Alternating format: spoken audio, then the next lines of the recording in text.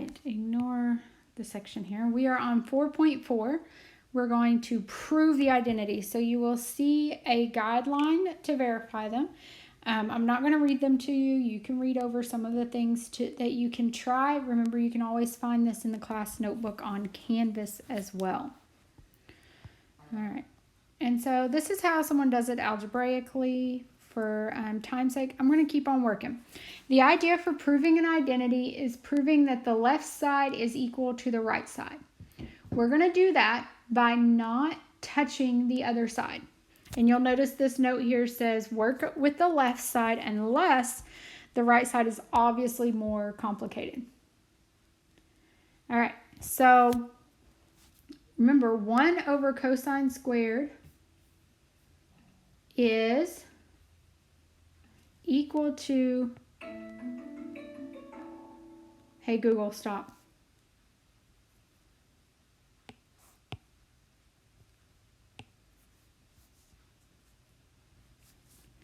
All right, so 1 over cosine squared beta is equal to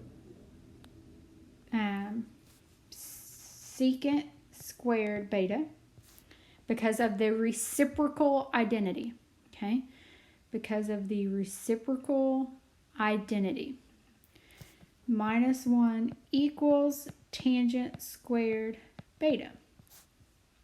Well, this is an identity within itself, the Pythagorean identity.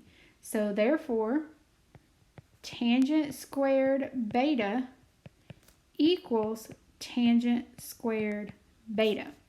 Notice I did not change the right-hand side. I just kept rewriting it exactly as it is. I did not do anything like divide on both sides. Please don't do that. Please don't do that.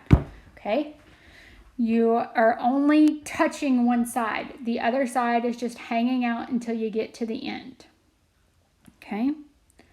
So a more complicated example would be something like tangent x plus cotangent x equals secant x times cosecant x. There's a lot of ways to go about it. There's sometimes something can be done in 2 steps. Sometimes it takes 10 steps. Sometimes something that I tried took 3 steps, but something that you try might take 8 because you took the long way around. That's okay. As long as in the end you verify, that's all that matters. Okay? So tangent x is equal to sine x over cosine x. Cotangent is cosine over sine. We are now left with fractions that do not have common denominators. So we have to make them common denominators. Okay? So if you want to use your fraction method for common denominators, go for it. My fraction method for to not have common denominators is multiply. It's called butterfly method. So you multiply that diagonal, do the sign in between, so we'll add or subtract. Multiply this diagonal, and it's all over the bottom 2 multiplied together. So it creates a little butterfly. That's why it's called the butterfly method. So my new common denominator is cosine x, sine x. Well, sine squared x plus cosine squared x is an identity that equals 1.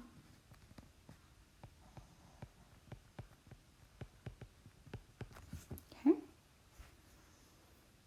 So I still want this guy following all the way down to the bottom, but sometimes I don't write it until the very end. Okay. Since this is the same as 1 times 1, I can actually split these up.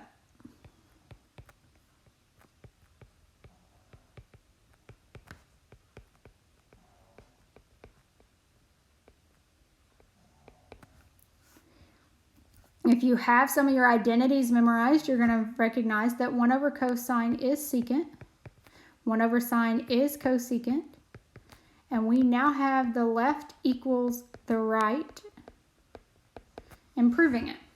I've been a teacher long enough. You just give me the bottom line. You have proved nothing. You have not verified anything. You have to show steps on how you get there.